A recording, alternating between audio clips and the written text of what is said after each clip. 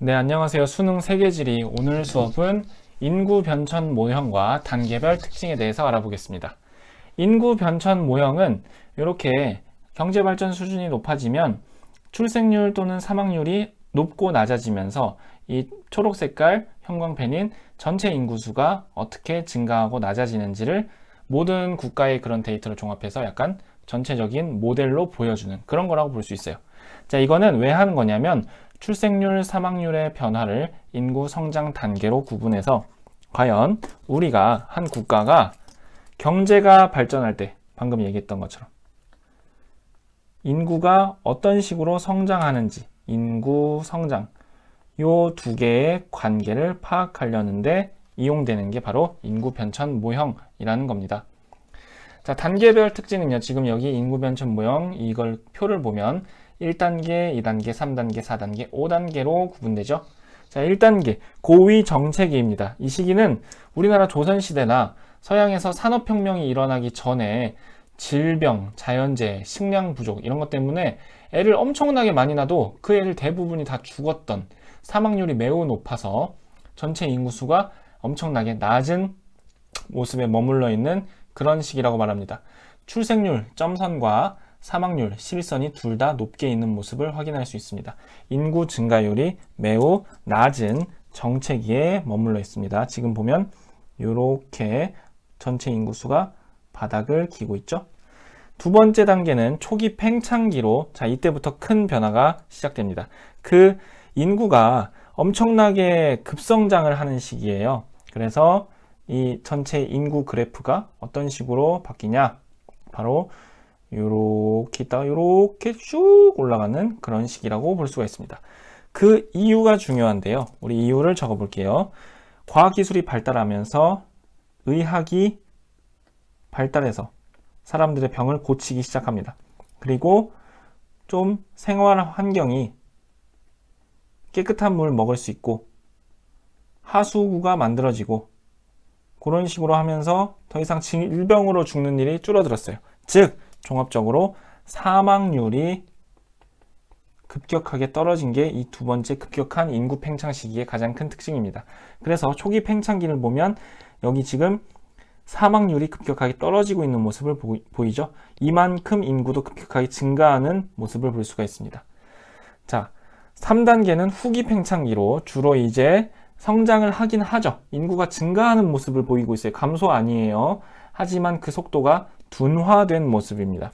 그래서 그래프가 이렇게 증가하는 게 아니라 증가하긴 하지만 그 속도가 이런 식으로 완만하게 거의 멈춰가는 그런 모습을 보이고 있습니다. 속도가 줄어드는 거지 증가는 하고 있는 거죠. 그래서 인구의 증가가 있지만 그 증가 속도가 천천히 되는 둔화되는 시기입니다. 그 이유를 또 한번 알아볼게요. 자, 이 시기가 되면 점점점 국가가 발전하면서 여성들이 과거의 전통사회, 가부장사회의 가난한 국가 시절에는 집에만 있다가 교육을 받고 사회에 나가서 일을 하게 됩니다. 여성의 사회활동이 증가하면 아이를 늦게 낳게 되죠. 자, 그리고 산하 제한 정책. 그 아이를 갑자기 너무 2단계에서 많이 낳으면 국가적으로는 큰 문제들이 생기게 돼요. 다음 시간에 배울 건데, 그래서 그런 걸 막기 위해서 국가적으로 아기를 한두 명만 낳아라 이런 식으로 정책을 강력하게 사용하기 때문에 그래서 3단계에서는 이 증가 속도가 더디게 됩니다. 지금 보면 출생률이 급격하게 떨어지고 있는 모습을 볼 수가 있죠. 자, 그리고 4단계는요. 이제 이때부터는 선진국의 모습으로 볼 수가 있는데요. 자, 인구가 증가는 하는 모습인데 엄청나게 낮습니다. 인구가 증가하는지 많은지 잘 모를 정도로 이렇게 이미 올라간 인구가 약간 애매하게 있는 그런 시기가 4단계입니다. 자, 이 시기는 지금 선진국에 진입한 시기라고 했죠. 그래서 이 시기의 특징은 출산에 대해서 애를 낳아야 되는가? 출산에 대한 생각, 가치관, 우리는 애를 낳아야 된다. 또는 인식, 이런 것들이 변화하게 됩니다. 대표적으로 딩크족 같은 게 있죠. 우리 부부 둘이 그냥 돈 벌고 살자, 행복하게, 아기는 낳지 말자, 그런 걸 딩크족이라고 합니다. 자, 그런 가치관과 인식의 변화로 인해서 지금 보면 출생률 점선이 아래를 기고 있죠. 자, 이 시기가 바로 4단계의 낮은 인구 증가율을 보이는 저위 정체기입니다. 정체가 이미 시작됐어요. 선진국은 인구가 크게 늘어나지 않아요. 다음 마지막은 선진국 중에 일부 국가에서는 인구가 감소하기 시작합니다. 이거는 정말 심각하고 몇 없는 국가인데 인구의 자연적 감소. 그래서 그래프가 이렇게 애매하게 가다가 약간 내려가는 모습을 보이는 그런 국가들이 있습니다. 자, 그 원인은 저출산 현상이 매우 심각해지면서 이런 출산 가치관 인식 변화가 시작되는 게 아니라 아예 정착이 돼버리면서 아기가 너무 안 태어나요. 출생률이 아주 낮아지면서 지금 보면 점선이 아예 아래로 더 내려간 모습을 보이죠. 자, 이때의 시기는 아예 그냥 인구가 전체 국가 인구가 감소하는 시기인데 일본이나 한국에서 이런 모습이 나타나고 있습니다. 우리나라 이미 전체 인구가 감소하는 선진국으로 분류가 됐습니다.